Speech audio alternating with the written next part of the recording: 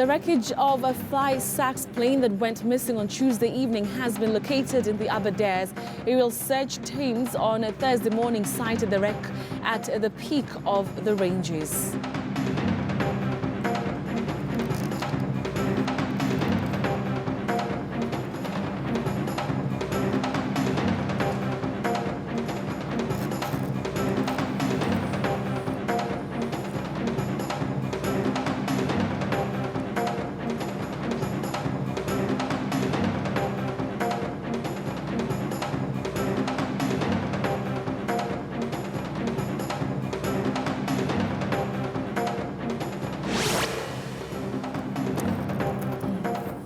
Good morning there. Thank you for joining us. This is News Center and my name is Betty Kello. Very glad that you could join us this morning, this cold Nairobi morning. I'm hoping that you're keeping well. For the next 2 hours, as you know, the drill will be updating you on stories that are developing right here in the country and across our borders. We'll be also having different conversations with our teams on the ground, including reporters and guests who will be speaking to on various issues. Remember that we'd like to hear your thoughts on our coverage. KTN News Center is our hashtag. You can choose to tweet me at Betty M. Kialo. We're looking at a number of top stories, of course, including the missing aircraft being located in the south of the Aberdares. We'll be bringing you the latest details of that here on News Center for the next 2 hours. But also another story that we're looking at. It will be another week in the cold remand cells for the 46 persons charged over the National Youth Service scandal after the anti-corruption court handling their cases adjourned the case to 12th of June, with the pre-trial conference now set for the 20th of this month. We'll be also having the details of that, looking, of course, into what happened yesterday in court. Also, Nakuru small-scale traders will not receive tax waivers in the near future. Now, this comes in the background of Nakuru Governor Lee Kinyanjui rejecting the 2018 finance bill and referring it back to the county assembly. The county boss said that should the bill be passed into law, it will have a negative implication on the budget as it will reduce the revenue collected by 34%.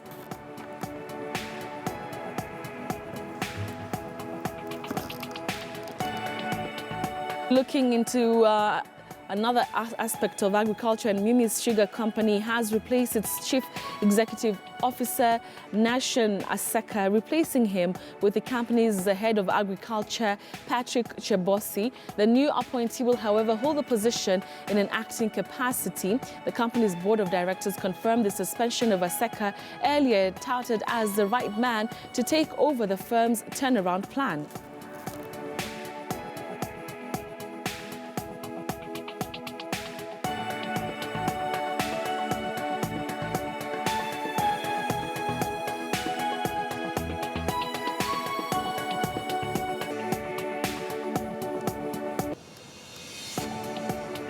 All right, so those are just a few of the top stories that we're looking at this morning.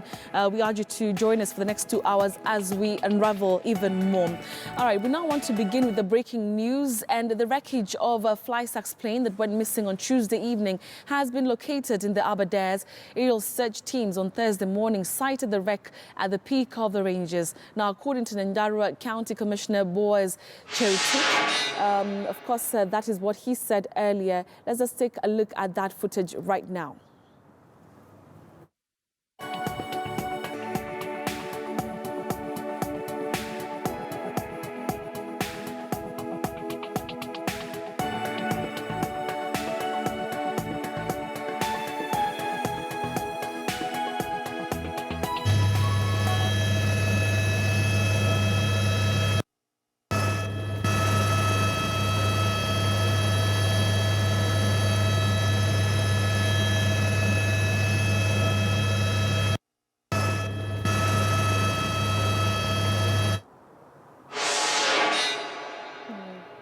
All right, some breaking news there. Remember that this has been a point of focus for a number of teams for the last 2 days as they sought, of course, to find that wreckage. And finally, it was found earlier on. And we now want to bring in my colleague Caroline B, who has been following up on the crash and the efforts to locate the plane. And she now joins us by way of phone. Caroline, good morning. So the biggest question right now is really what is the condition or the situation on the ground with relation to the people who were on board? That's the biggest question information really to do with the relatives and even the people who've been focusing and following this particular story? So good morning, Betty. As of now, the teams have already been dispatched.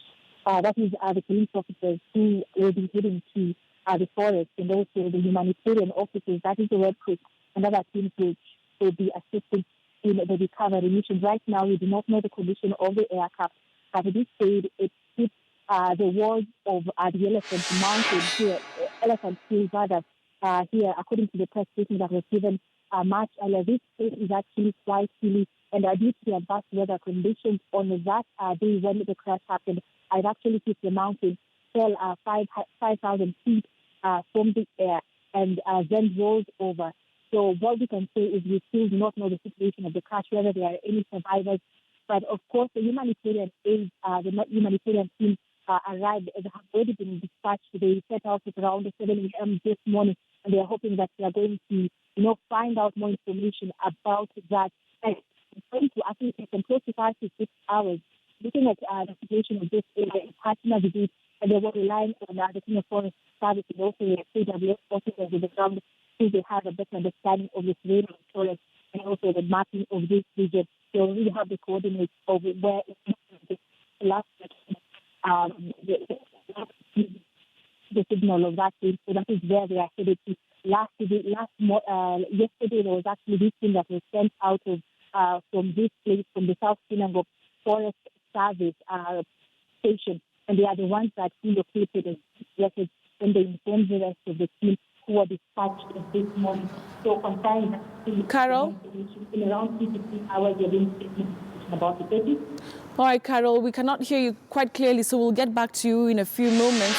But of course, that's Caroline B. speaking to us by way of phone, just giving us the latest details with regard to that plane wreckage being finally located. We also understand that the Transport Ministry is going to be having a press conference any moment now. And when that starts, of course, we'll be crossing over there to just hear what the situation and assessment so far is with the location of the wreckage having been found. We'll be having the details of that here on News Center in a few moments. But before that happens, let's also look at another development, and it will be yet another week in the cold remand cells for the 46 persons charged over the National Youth Service scandal after the anti-corruption court handling their cases adjourned the case to 12th of June, with a pre-trial conference now set for the 20th of this month. And as our political affairs reporter Marimi Mwangi now tells us, High Court Judge Hedwig Ongudi had requested for the file by noon today after defense lawyers appealed the verdict denying the suspect's bail.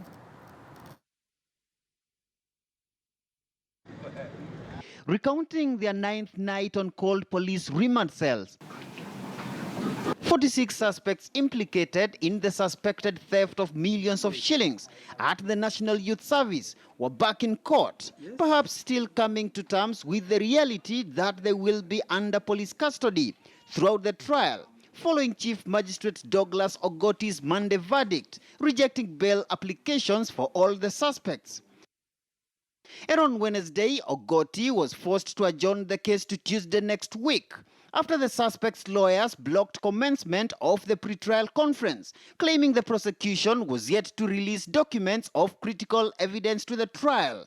I have not even received charges in respect of these 6 accused persons. Continuing with the pre-trial minus the document that we are seeing will be sanitizing an illegality and a breach of the constitutional rights of fair trial. I will encourage the parties to exchange all documents and other relevant evidence in the meantime.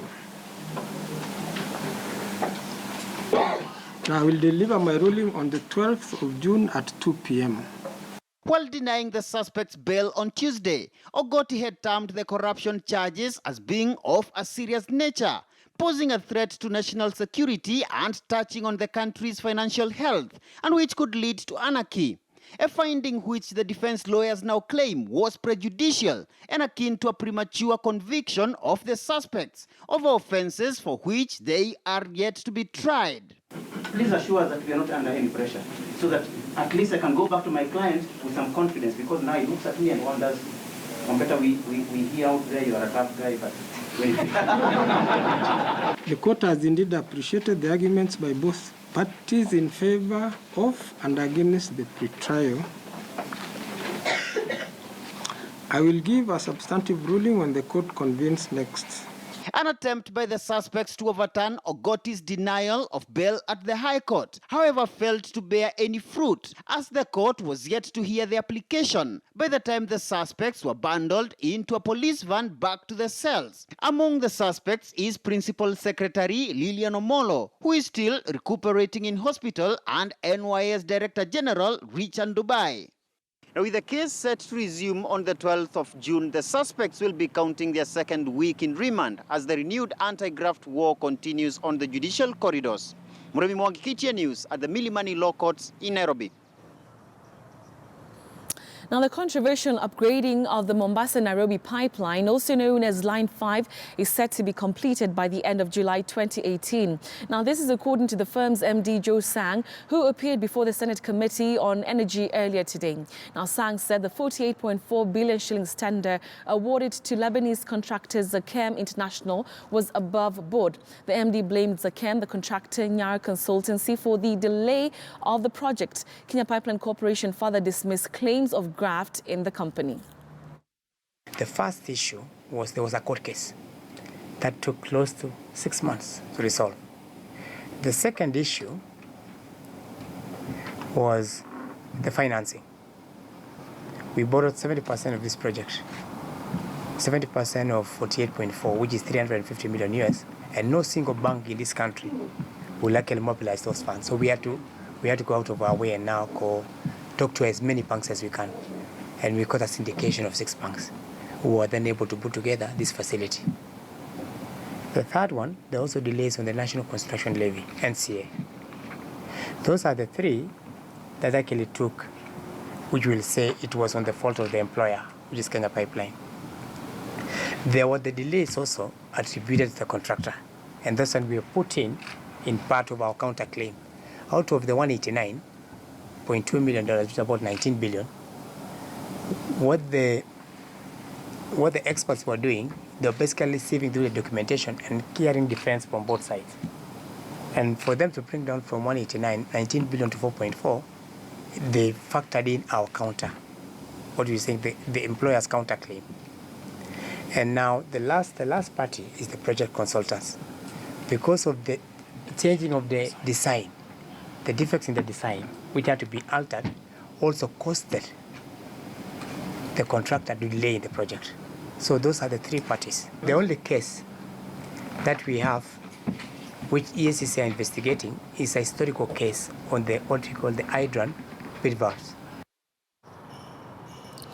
Agriculture Cabinet Secretary Mwangi Kiunjuri says farmers will this week be paid 1 billion shillings from the emergency kitty for the supply of maize to the National Cereals and Produce Board. Kiunjuri, who appeared before the Senate Committee on Agriculture, said detectives have come to North Rift and South Rift to investigate the mixed scandal, where a few traders supplied huge consignments of maize to NCPB, suspected to have been imported from neighboring Uganda and Tanzania. Kiunjuri maintains that 89 traders who supply the huge quantities of maize will not be paid their standing balances unless they are cleared by investigating agencies. And therefore, I wonder, the way you wonder, how a depot manager would have received maize, although some of these traders are also farmers. That one you are not denying. Almost 90% of them are farmers and traders, but the trading arm is doing more work than the farming one. So those are the questions that now we shall be answered after investigations are done. Yeah. Probably, I would just want to get some insight with the procedure that you are talking about. Looking at the procedure that you have just outlined and identification or what you want to do, the procedure that you want to take in identification of farmers that you have just told us, the data that you want to collect.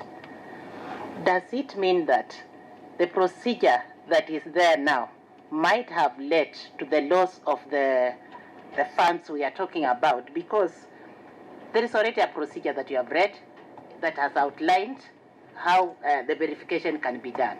You have just said or told the committee that there is a way, you are looking at the way of identifying farmers once more through the data and the coordinates.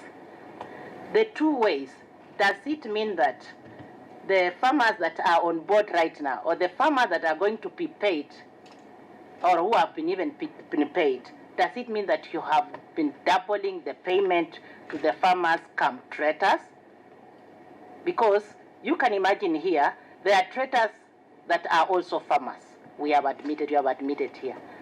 And there are farmers who are traders that have been paid. You are saying that you are going to come up with data to identify the right traders and farmers. The right farmers, not traders.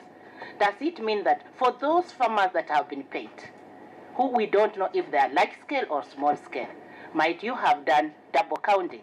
And might you have paid somebody or some farmers twice? And might it have led to the loss of the funds that are meant for the correct of the right farmers? Mr. Chairman, allow me to be very categorical on this issue. One, so far we have not lost any money. We only can talk of lost money if the audit refuse that they are fictitious farmers or even traders, and that the amounts of money, the amounts of maize we have in our stores are not in tandem with the monies that we have paid so far. If the balance sheet is not there, if what we have in stores and what we paid for is not balancing, then from that, at that point, we can now start discussing of monies lost. So far, we have not lost any money. Audit is being conducted.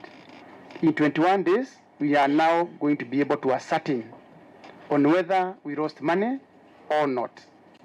So I will request that we wait until the audit is done. For the chair. Okay. Just proceed. So that answers the question on whether there is lost money or not.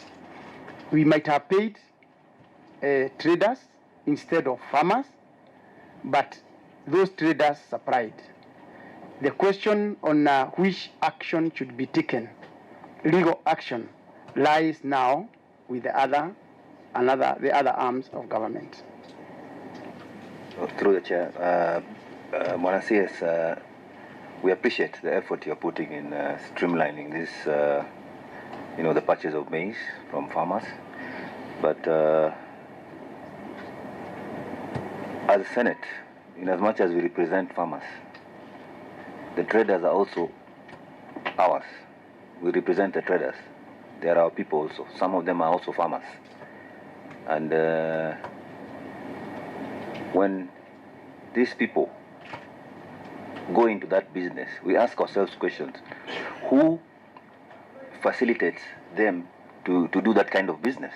Because we have a situation where our maize, like in Trans Nzoia in September, is ready, but the cereal board is not buying.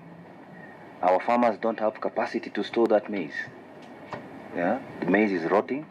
By the time the cereal board is opening and we're delivering, we're told, oh, your maize is rotten. We don't have, we have personal problems. We need to, pay school fees. We have to buy inputs. We have to start preparing the land again. And yet the cereal board is not ready. That is what makes these people, the traders, come in as a stopgap measure to help us, help our farmers. Because what do we do? Because we can't keep this maize which is rotting. We don't have money in our pockets. So the farmer, I mean the middleman, the trader comes and buys the maize in good faith from us. So is that a crime really? Because it is a problem that the government has not opened the stores to buy this maize. Secondly, we look at a situation whereby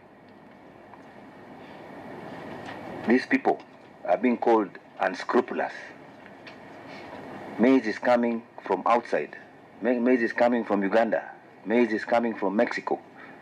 Now, who is supposed to control that? Isn't it not the government who is supposed to ensure that no maize comes from outside there? Or if maize comes from Mexico, it goes to the intended purposes. It doesn't end up again in the supply chain. You know, let us conduct our investigation, but let us not victimize our hardworking businessmen. Let us do this in a way that we want to improve things on improve the farmers, how the farmers are paid. So that's my comment. Okay. Well, Chair, if you allow me to just one final clarification from the CS. And CS, I still go back to the 1 billion you are releasing today. Because farmers are sending us messages and asking, on what basis will the money be paid? There's 2.5 billion that shall be paid in the next financial year.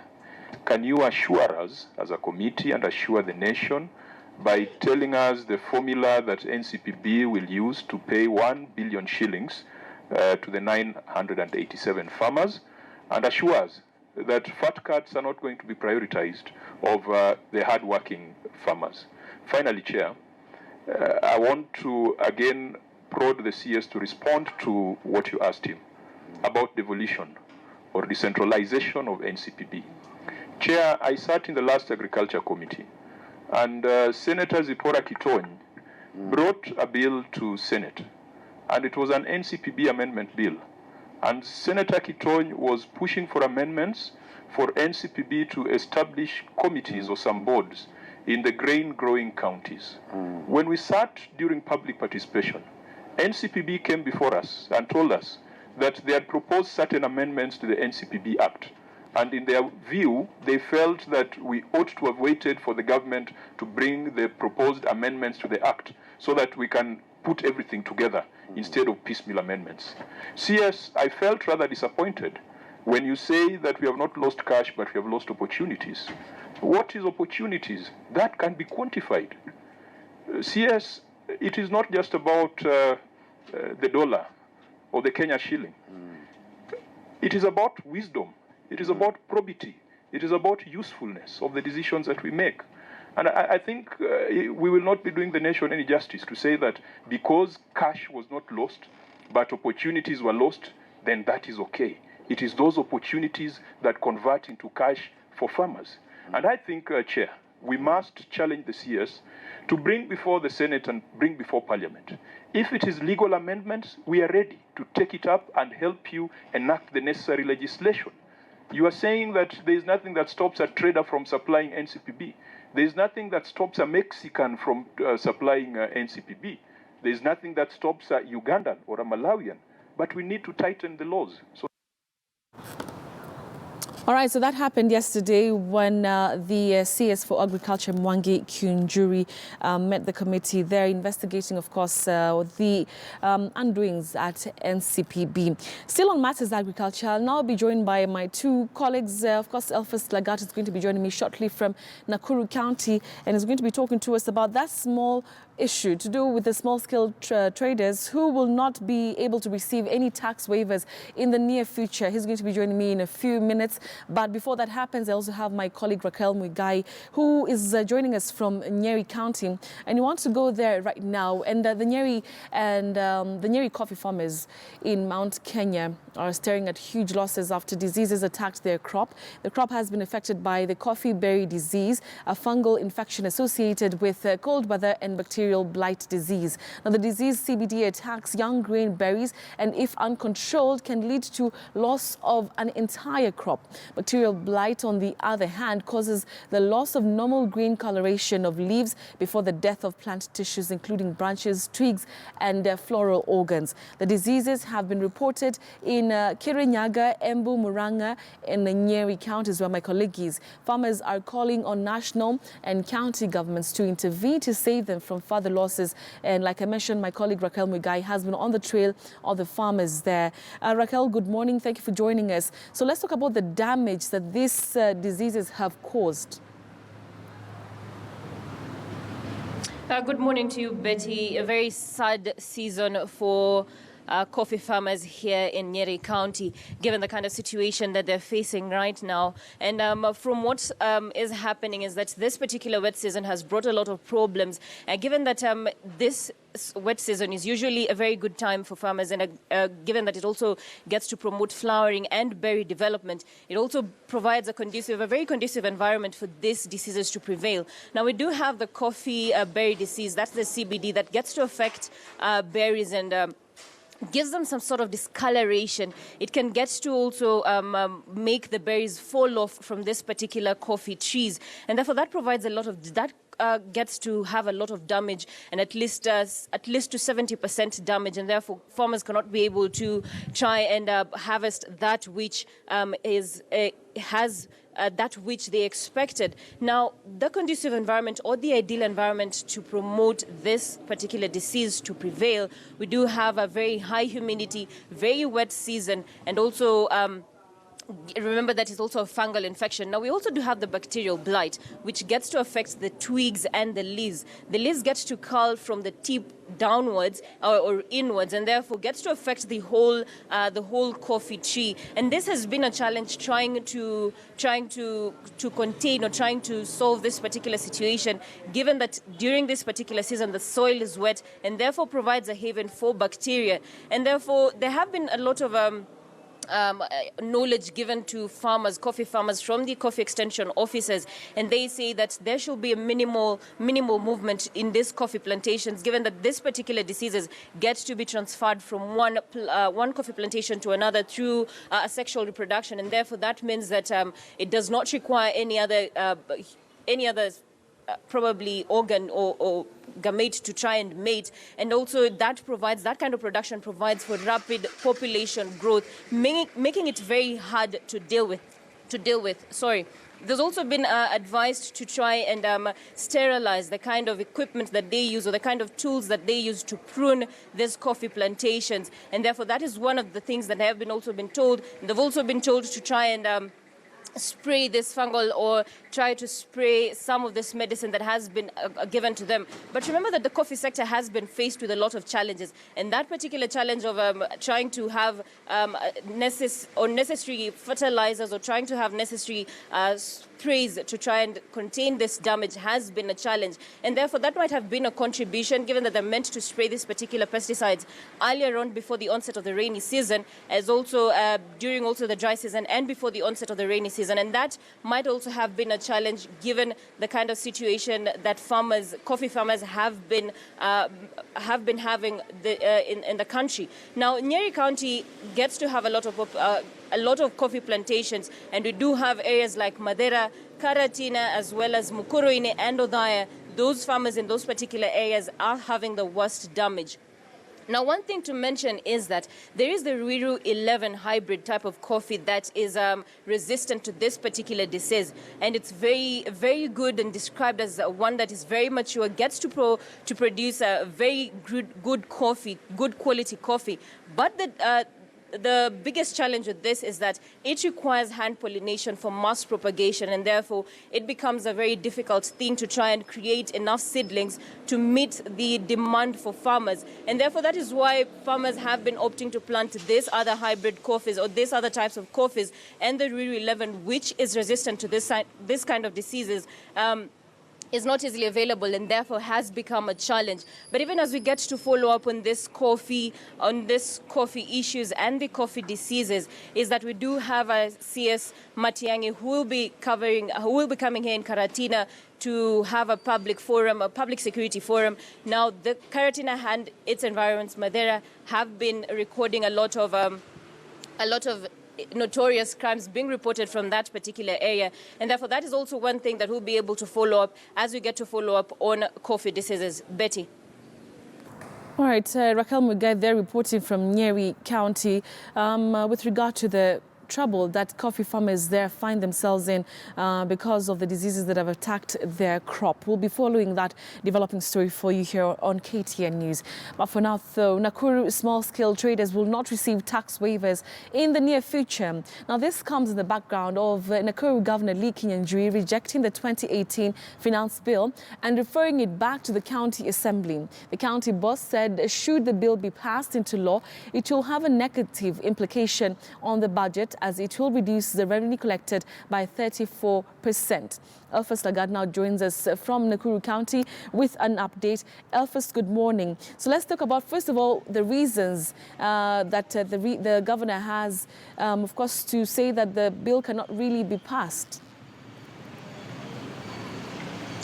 Well, good morning to you, Betty, in the studio. Now, this bill that was presented by the Finance Committee in April was rejected by the Governor Njambini here in Nakuru, saying should they waive the tax that are imposed on small-scale traders, it will negatively impact on the revenue that they are collecting. Now, I'm standing at the CBD here in Nakuru, where there are a couple of stalls where small-scale traders here in Nakuru operate their businesses, and they had been promised by the governor that they would be reducing the amount of money that they have to pay annually as fees to operate their businesses. And now, some of the recommendations that were made by the governor was that the trade license needed to be reduced by 400 million shillings. That means 35% reduction. Markets, 107 million shillings. Fire certificate, 63 million. And house rents at 70 million shillings. That negative, net negative effect, Betty, would be 296 million shillings. Now, for this financial year 2018-2019, Nakuru estimates using, or rather getting 2 billion shillings from county collection. But for the overall budget that they're looking for is 15 billion shillings. They are seeking to collect 2 billion shillings. But now this proposal to reduce the amount of money that are imposed on small-scale traders has been rejected by the governor, and he's reverted it back to the county assembly. Now, I want to talk to one of the traders here in Nakuru to just tell us the amount of money that they pay presently and what they expected with the reduction of the fees they pay to operate their businesses. Good morning to you, and thank you for joining us. Begin by telling us your name and how much do you pay annually to operate your business? Okay, my name is Mwangi, and I operate in Nakuru, Kenyatta Avenue, in these kilo shops. This year, I paid 7,000 Kenya shilling for trade license. Na walikuwa wamepromise ya kwamba gavana akiingia kwenye kiti ata reduce bei ya license, of which tulipoenda kulipa hawakupunguza, bado sisi tulipa ile tulikuwa amesema. Yes. Alikuwa amewambia atawapunguzia kiasi gani ya pesa? Alikuwa amesema akiangalia, alikuwa naona street traders ama watu ambao wanafanya biashara ndogo ndogo wanalipa pesa nyingi kuliko zile wanastahili kulipa kwa license. Na yeye mwenyewe alipromise akasema lazima apunguze bei ya license, of which by now bado hajapunguza. We are still hoping, labda tukasema after vile aliingia kwa uongozi from 2017 mwezi wa 8, sasa tuko na expecting 2018 tutalipa pesa kidogo, of which tulipa tu ile tu ya kawaida. Yes. Yeah. Asante sana. Thank you. Thank you. Yeah. Now, Betty, a number of people here in Nakuru are small-scale traders, and the move to reduce the amount of money that these people pay in terms of rent, trade licenses, was seen as one that would encourage more people to operate legit and registered businesses. But now, with the governor having sent back this bill to the county assembly to be further deliberated, it means more and more from small-scale traders would have to wait until the county assembly here in Nakuru deliberate on this finance bill to see whether or not they would be amending that particular bill. Now, we are following up on this, and I'll be talking to the chairman of the Appropriation and Budget Committee here in Nakuru to just find out more on this particular finance bill. Betty. All right, Elphas Lagat there reporting from Nakuru County. We'll be going back there for that conversation. He's just promised us in a few moments. But for now, though, we want to cross over. Remember that we started the show by, of course, breaking some news to do with the missing aircraft. It was located earlier on today, and there is a presser that is currently ongoing by the Ministry of Transport. We just want to cross over there and listen in.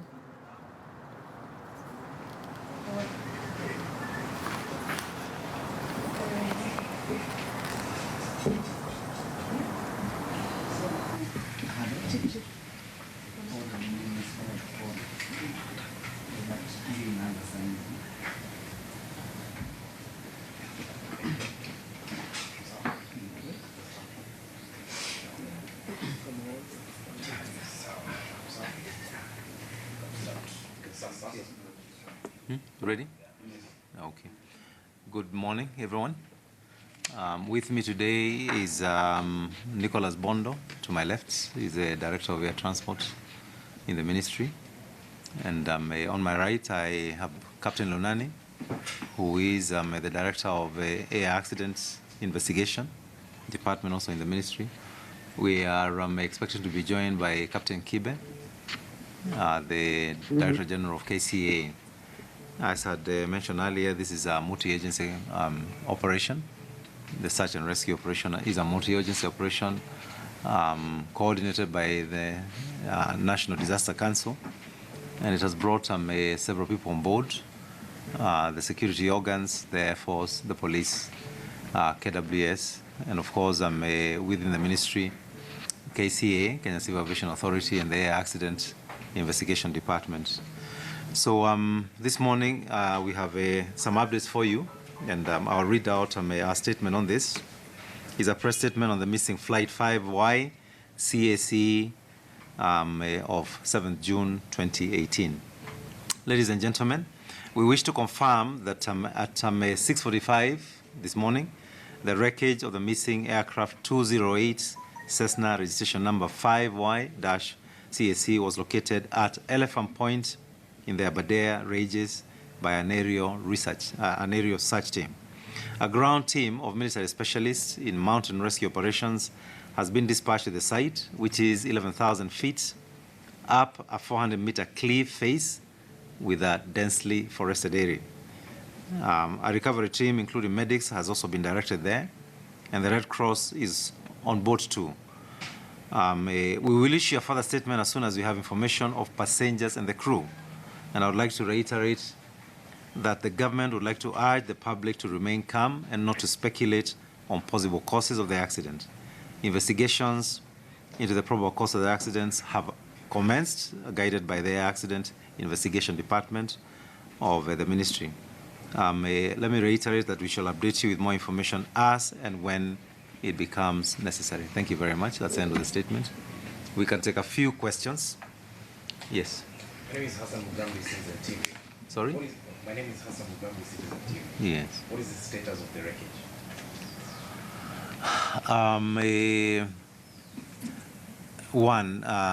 We will share information on the wreckage in this discussion, but we don't want to fuel speculation. I think we need to be sensitive to relatives of the people who are on board, and we don't want to transmit hopelessness. This is really our responsibility. In situations like this, we must assume that life is sustained until we prove otherwise. So the wreckage does appear reasonably damaged, but we are following up with every expectation that we'll recover as many as we are able to. Yes.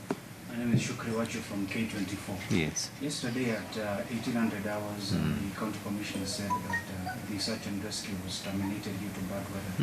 So today, what time exactly did it commence? And yes, as I respond to you, I would like to avoid playing a back and forth between agencies. My statement last night was very clear.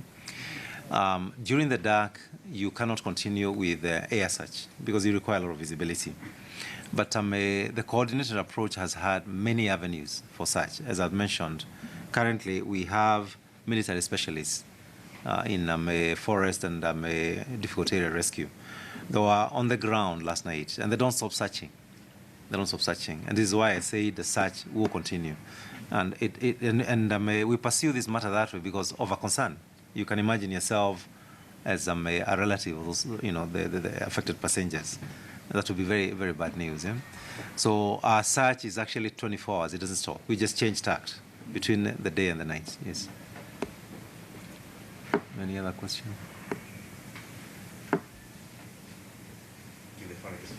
Sorry?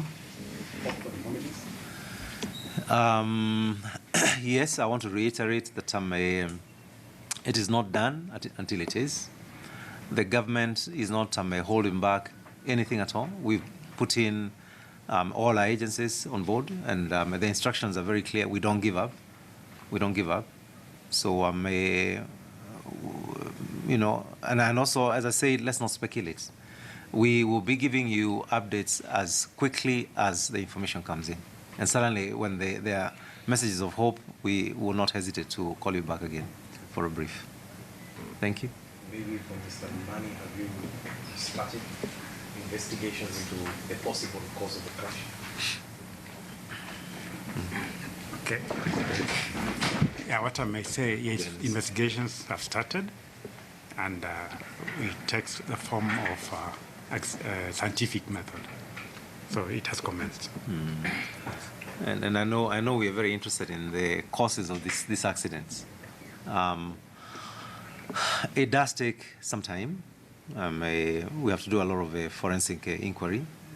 Investigation is not just localized; it's also, it requires international expertise. So we coordinate it beyond our country, Kenya. And we do need to give it time to take its natural course. We've been joined by Captain Kiben, the Director General of KCA. You may want to direct a question or two to him. Yes. Incredible, Captain. My first question will probably for those who are going to be the search and rescue.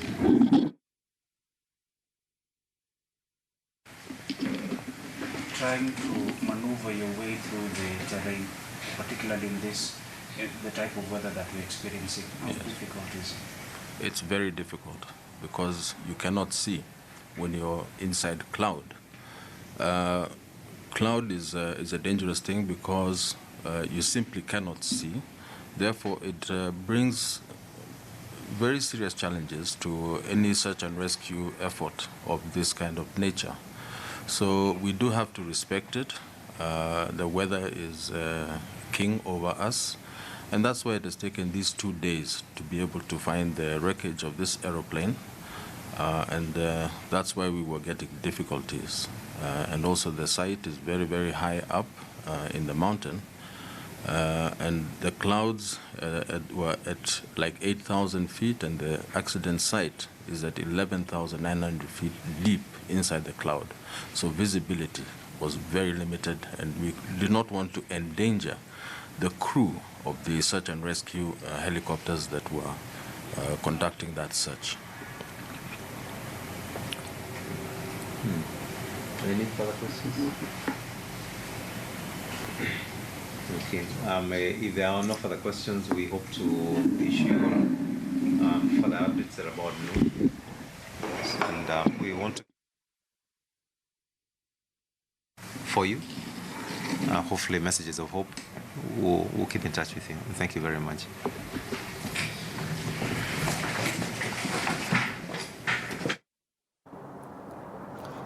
All right, officials there of the transport docket, they're just giving the latest details with regard to the locating of that wreckage of the plane that went missing on Tuesday evening. Well, he has said that the plane was found at 6:45 a.m. The wreckage was found at 6:45 a.m. That is today, of course, at a point called Eltham Point in the Aberdares. He says that the ground team has been on the ground, and they are the ones that were able to do this, and they did this by way of foot because, of course, it has been very difficult accessing the area by air. And he says that it was found at about 11,000 feet. and that the Red Cross is on the ground currently to, of course, try and see if indeed there will be any survivors of that unfortunate crash there. As you can see, the pictures that we're able to get just showcasing the wreckage of that plane. They say that they will continue to release more information as it develops, and he says that indeed the search goes on.